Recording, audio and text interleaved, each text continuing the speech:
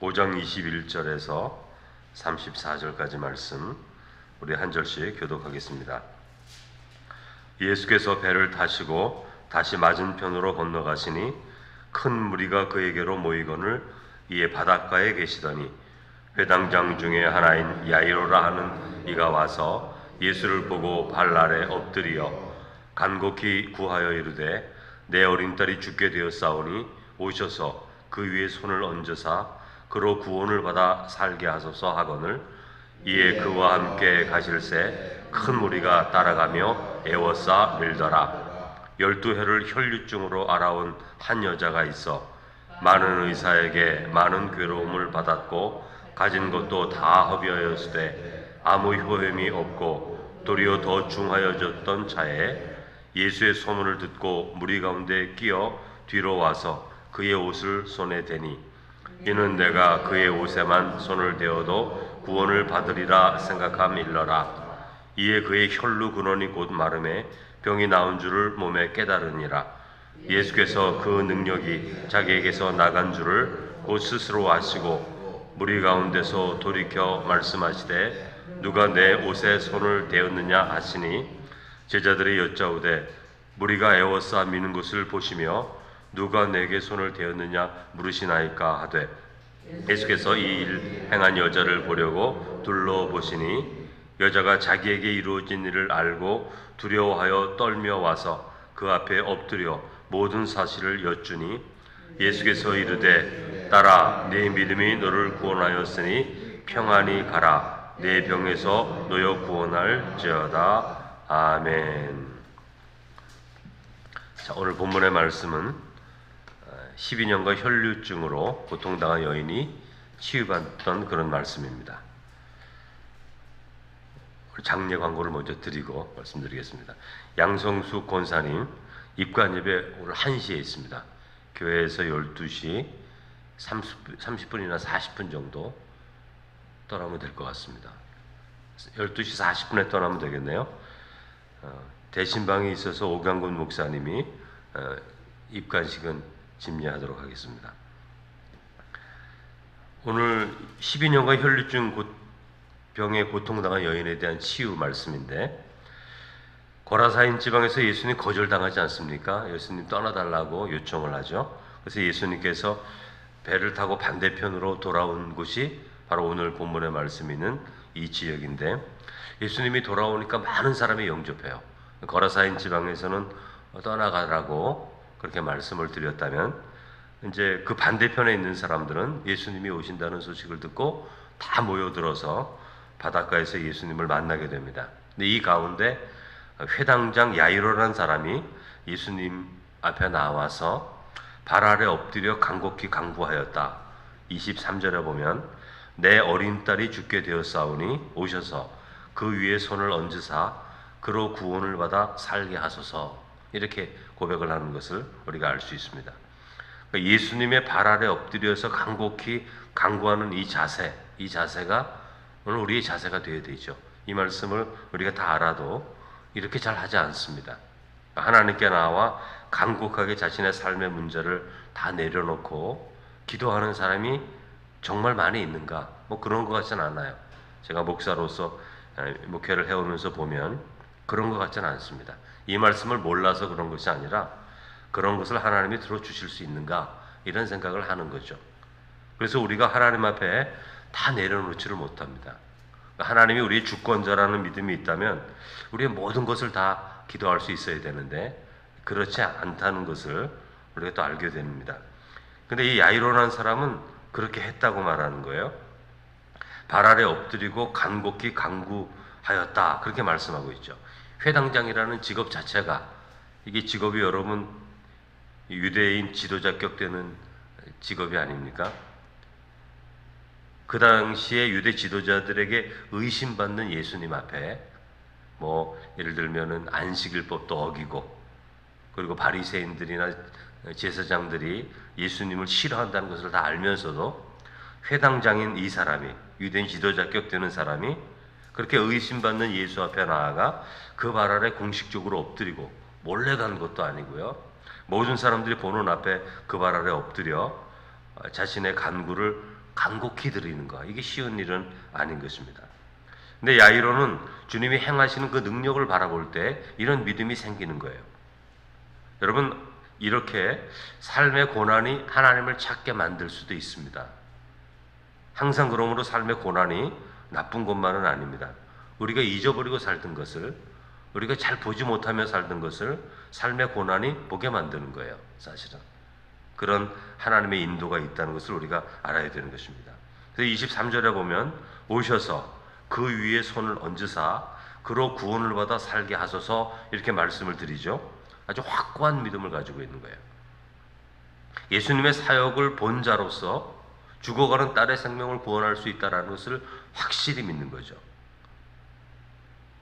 여러분, 이 야이로는 보고 들었습니다. 들을 뿐만 아니라 보았어요. 그러니까 믿음이 생기는 것입니다. 우리들도 주님의 능력을 보고 들었다면 이런 능력, 이런 믿음을 가지고 나아갈 수 있는 거죠. 여러분, 우리들이 성경을 읽습니다. 성경을 보면, 복음서만 보면 질병을 치유하고 귀신을 내쫓고, 구약 성경을 보면 모세를 통해서 행하신 일, 아브라함을 통해서 행하신 일, 너무 놀라운 말씀들이 많이 있지 않습니까? 그러니까 그 말씀들을 보면 또 듣게 되죠. 하나님의 말씀을 듣게 되는 것인데, 그러면 우리 마음 가운데 믿음이 생겨야 되는 것입니다. 하나님이 치유하신다, 하나님이 주권적으로 우리의 삶을 역사하신다, 이 믿음이 생겨야 되는 거예요. 이 믿음이 안 생기면 신앙을 가질 필요가 없는 거예요. 신앙은 믿음이 생기라고 갖는 거지, 그 믿음이 생기지 않으면 더 하나님께 나와서 간구해야 되는 것이죠. 우리가 그런 하나님의 역사를 보면서 야, 그 사람들은 참 좋았겠다, 이렇게 하나님을 만나서 이렇게 끝나면 그건 믿음이 될 수가 없고, 그러한 하나님의 역사가 오늘 나의 삶 가운데도 있을 것이다라는 믿음이 생겨야 그게 제대로 된 믿음이 되는 것이고, 하나님이 계획하시는 그런 구원의 역사 가운데 참여하는 믿음이 되는 것이죠. 우리가 이런 믿음을 갖게 된다면 주님 앞에 간구할 수 있는 것입니다. 우리가 간구하지 않는 것은 믿지 않기 때문이고, 그런데 믿고 간구하잖아요, 우리가. 근데 치유의 능력이 나타나지 않을 때도 있지 않습니까? 그런 경우 많죠, 여러분. 우리는 믿었다고 생각하는데, 그리고 내 자신에게 있어서는 믿은 게 틀림없습니다. 그런데 하나님의 역사가 일어나지 않는 것을 많이 경험해요. 그러니까 우리의 믿음이 더 약해지는 거죠. 야, 내가 기도하는데 되지 않는구나, 이런 생각이 들다 보면 그 간구하지 못하게 됩니다. 근데 그럴 때마다 우리가 기억해야 되는 거예요. 예수님께서 말씀하시기를 구하라, 찾으라, 두드리라, 이렇게 말씀하셨거든요. 그저 한 번 믿으면 다 되는 것이 아니에요. 어떤 때는 그런 경우도 있지만 그렇지 않은 경우도 많거든요. 그러니까 우리의 믿음이 한 번 기도했는데 이거 안 되네, 그러면 기도하지 않아도 되는구나, 이렇게 생각하는 것은 우리가 믿음으로 기도하지 않았다는 뜻이에요. 사실은 그것은 정말 믿음으로 기도하는 사람은 그렇지 않습니다, 여러분. 하나님께서 이것을 이렇게 내가 기도한 대로 나는 믿음이라고 생각해서 고백을 했는데 이게 이루어지지 않았다면, 이것도 하나님의 뜻이 있다 생각해서 하나님의 뜻이 무엇일까 계속 기도하는 사람은 그걸 믿는 사람이지만, 내가 몇 차례 기도했는데 이게 이루어지지 않았으니 이거 이렇게 기도해서 안 되는 거구나, 이렇게 생각하는 것은 그게 믿음으로 시작한 게 아니기 때문에 그런 거예요. 믿음으로 시작한 사람은요, 하나님 앞에 기도하는 것을 놓지 않습니다. 아니다라고 자기가 평가하지 않습니다. 그게 이루어지지 않았다 할지라도 계속 하나님의 치유를 믿고 기도해야 되는 거예요. 그러니까 온전함으로 기도해야 되는 것이죠. 야이로의 부탁을 받고 야이로의 집에 가는 도중에 25절에 보면 12년간 혈류증으로 하혈하는 여인이 예수님 뒤편으로 와서 26절에 보면 이렇게 설명합니다. 오랜 시간 많은 의사에게 치유를 받기 위해 가진 것을 다 허비했지만 고침을 받지 못한 여인이 예수님에 대한 소문을 듣고 뛰어들어서 뒤에 와서 손을 내어 밉니다. 23절에 보면 이 여인의 믿음을 이렇게 설명을 하죠. 이는 내가 그의 옷에만 손을 대어도 구원을 받으리라 생각했다, 이렇게 말씀하고 있는 거예요. 여러분, 이런 생각이 좀 미신적으로 보이지 않습니까? 아니, 말씀만 들어보면 되지, 예수님의 옷자락을 만지고, 아마 어떤 사람들은 이렇게 말했을 거예요. 아주 보수적인 장로교인들은 이렇게 말할지도 몰라요. 말씀을 통해 능력이 나가지 무슨 예수님의 옷자락을 만져서 미신적인 생각을 하고 있어, 이렇게 말할 수도 있습니다. 근데 여러분, 이러한 믿음을 주님이 인정을 해주셨어요. 이루어지게 해주셨어요. 병이 낫게 해주셨다고요. 그러니까 조금도 의심 없이 믿는 것입니다. 이 여인은 조금도 의심 없이 믿는 거예요. 옷자락을 잡는 것은 그냥 그 표현일 뿐이에요. 그 마음 깊은 곳에 믿은 거예요. 저분이 나의 병을 고쳐줄 수 있다. 근데 저분 앞에 나가 말씀을 들을 수가 없어요. 사람들이 애워싸고 있으니까. 어떻게 합니까? 예전에 말씀드렸지만 어떤 분들은 지붕을 뚫었다 그랬잖아요. 지붕을 뚫은 게 뭐 대단합니까, 여러분? 다른 집에 피해를 줬는데 예수님은 그 사람들의 마음의 중심을 보시는 거예요. 하나님 앞에 이 병자가 놓여져야 고침을 받을 수 있다라는 믿음을 바라보신 것처럼 오늘도 예수님 옷자락을 만져도 내가 고침을 받을 수 있게 그 마음의 중심을 바라보는 거죠. 한치도 오차가 없는, 1%도 의심이 없는 그 믿음을 보시고 예수님께서는 그 믿음을 받아주신 것입니다. 그러니까 여러분, 12년간 의사를 통해 치유받지 못한 그 몸, 얼마나 노력했겠어요, 12년 동안. 그런데 옷자락만 만져도 나을 것이라고 믿는 이 믿음은 특별한 믿음이죠. 어떤 사람은 인간적인 노력을 다 하고도 치유받지 못하면 다 포기하지 않지 않습니까? 야, 나는 이렇게 살아야 되나 보다, 이렇게 다 생각하지 않습니까? 근데 12년간 치료하느라고 재산을 다 허비한 후에야 주님께 나와 옷자락으로 만지면 낫겠다라는 믿음이 갖게 된 거예요. 그러니까 여러분, 믿음이라는 것은 인생의 실패 가운데서도 찾아옵니다. 믿음은 모든 것을 다 허비한 후에 비로소 하나님의 은혜를 바라보게 하는 믿음을 이 여인은 갖게 된 것이죠. 때때로 믿음은 우리의 모든 것을 다 잃어버릴 때 찾아오기도 합니다. 여러분, 믿음을 가지는 방식이 다 달라요, 사람마다. 하나님은 이스라엘 백성들의 믿음을 회복하기 위해서 이스라엘을 멸망시키셨습니다. 이사야서, 예레미야서 말씀이 그 말씀이잖아요. 모든 것을 잃어버리게 만드셨어요. 왜요? 믿음을 회복하게 하기 위해서. 여러분, 얼마나 고통스러웠을까요? 그런데 그래야 살 길이 보이는 겁니다, 이스라엘에게. 그래서 하나님께서 바벨론에게 유다를 멸망시킨 거예요. 왜 멸망시켰다고요? 이스라엘을 회복하게 하기 위해서. 아브라함을 통해서 온 세상을 구원하기 위한 그 계획을 이스라엘 백성들을 통해 이루어 가시는데, 이스라엘 백성들이 하나님을 믿지 않으니까, 하나님을 의지하지 않으니까 그 사랑을 회복하기 위해서 바벨론 백성에게 팔아버리는 거죠. 하나님께서 다 잃어버리게 만드는 겁니다. 그래서 바벨론의 포로로 끌려간 그 삶을 통해서 여러분, 이스라엘의 정체성이 새로워집니다. 여러분, 우리가 지금 보고 있는 구약 성경 대부분이 언제 만들어집니까? 바벨론 포로기에 만들어지는 거예요. 이 말씀이 그때 처음으로 만들어졌다는 것이 아니라 이 말씀이 전승이 되어 왔거든요, 이스라엘에게. 근데 이게 언제 다 모아져요? 바벨론 포로 때 다 모아지는 거예요, 이 말씀이. 그래서 우리가 보는 이 39권의 책으로 우리에게 전해질 정도까지 모아질 때가 바벨론 포로 시기에 모아지는 거죠. 수많은 말씀들이 이렇게 나오고 있습니다. 우리 신약 성경도 마찬가지예요. 어떤 지역에서는 마태복음만 보고 어떤 지역에서는 요한복음만 보고, 근데 어떤 시기가 되니까 이게 다 모아져 가지고 신약 성경이 되는 거예요, 27권이. 그런 것처럼 구약 성경도 마찬가지입니다. 말씀을 깊이 있게 언제 모읍니까? 바벨론 포로 시기에 모아지는 거예요. 왜요? 실패를 했기 때문에. 우리가 왜 실패했을까? 하나님이 아브라함을 통해서 우리를 구원하시고 세계 만방에 위대한 민족으로 세우시겠다고 약속을 해주셨는데 왜 우리가 실패했을까? 그러면서 말씀을 더 깊이 연구하게 되는 거죠. 그래서 그러한 관점에서 하나님의 말씀을 추적해서 말씀을 보게 되는 것입니다. 그래서 구약 성경이 만들어지게 되는 거예요. 모아지게 되는 거예요. 한 책으로 전해지게 되는 것이죠. 하늘에서 뚝 떨어진 게 아닙니다. 구약 성경은. 야, 너희들 이 책 이제 읽어라. 하나님이 다 만들어가지고 39권의 책을 주신 게 아니라고요.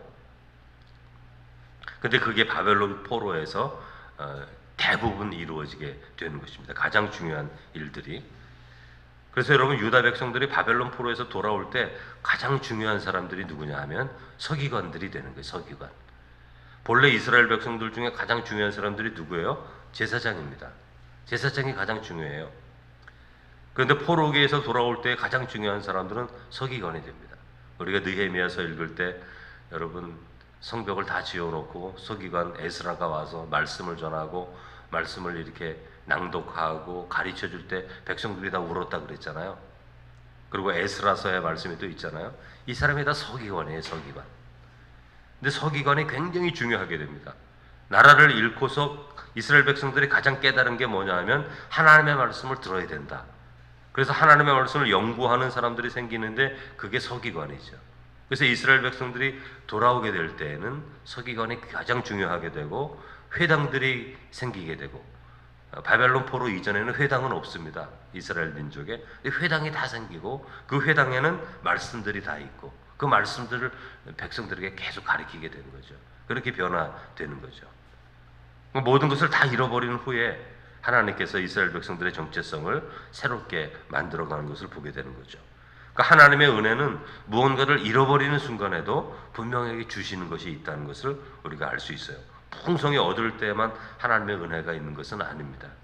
그래서 이 여인은 주님의 옷에 손을 대고 나음을 입습니다.